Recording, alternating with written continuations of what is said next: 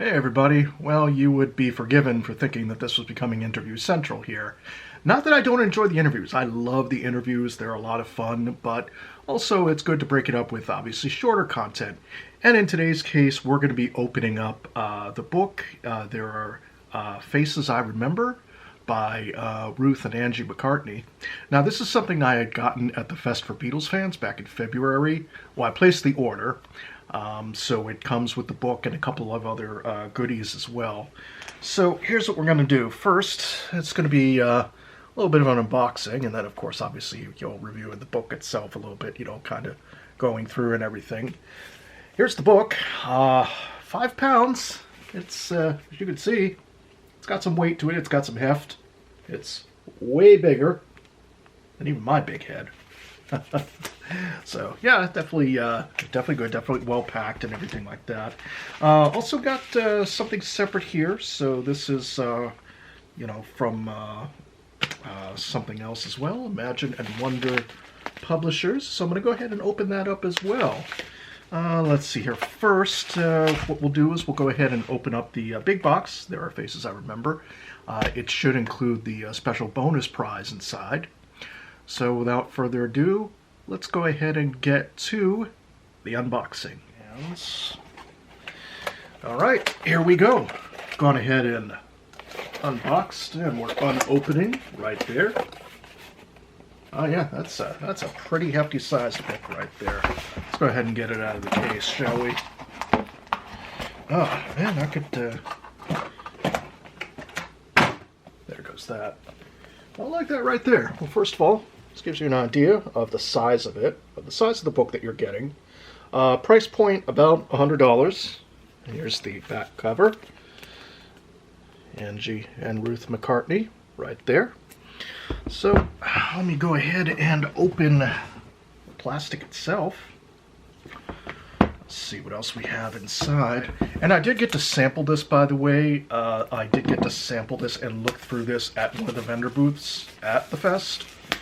So I looked through, was debating, back and forth. I said, you know what? Go for it. I only live once, right? There we go. First, I like how this is sliding out like a big old record. Right here. Ruth, Angie, of course Jim and Paul in the photo here. Very nice and glossy. But again, this cannot do it justice without going into a few photos. So let's go ahead and do a little deeper dive into the book. Alright, so as we're diving into the book itself, of course what you're noticing, first of all, as I'm looking through this book, is Linda McCartney. And you'll notice the pictures. Now the pictures are kind of whimsical. They're not exactly lifelike representations. There's a little bit of artistic license taken with a lot of the photos. So some of them come pretty close. Some of the others are more interpretive. And I knew this coming in. I knew that going in and reading the book. But definitely a lovely picture of Linda, of course, and they tell their story. And each of the stories is basically, folks that both Ruth and Angie, or Angie and Ruth, as I should say, folks that they actually met. So all these folks in the book are people that they've known, that they've actually met in person. So as we go ahead and we flip the page over, we've got Louise Harrison. That's kind of a nice photo right there. Of course, for the more, casual fans out there, Louise being George Harrison's sister. And of course, when George came to, Illinois, Benton, Illinois at the end of 1963, before the Beatles became famous, staying with his sister there, she was a part of the early scene.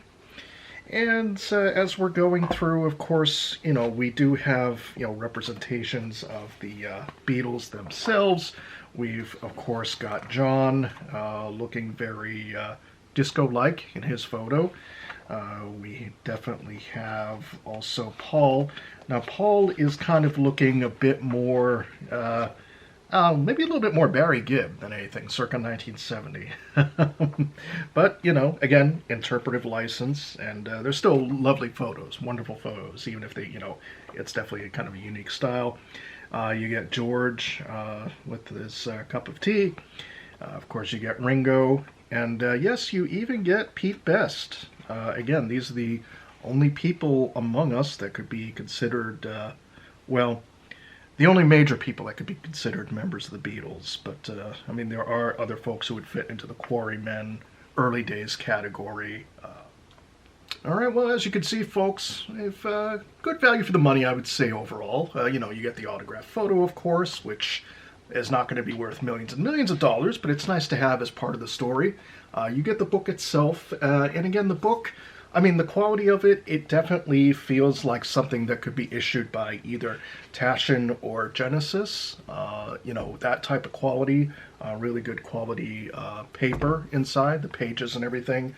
A lot of good weight to the book. It's definitely a nice coffee table book to have, to be able to look through.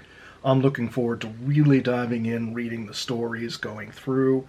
And, the folks definitely at the Imagine and Wonder have done a great job with this book as well. I got to meet the representatives when I bought the book, and you know what? I don't regret a single minute of it. So that's it for this week. We'll go ahead and have some more memorabilia going into next week, and hopefully lining up some interviews as well, but I wouldn't mind, again, just switching off between some shorter content and some relatively longer content in the future. To wrap everything up, I know that May 8th we've got the Let It Be film finally coming to Disney+. I'll be doing a review for that and other things as well. So I hope everybody's continuing to enjoy the content. And of course, again, just thank you to all the new subscribers out there. Thumbs up, like, and subscribe is always appreciated. And to those folks that have stuck with me since the beginning, thank you for keeping on. And that's it. I'll see everybody next time.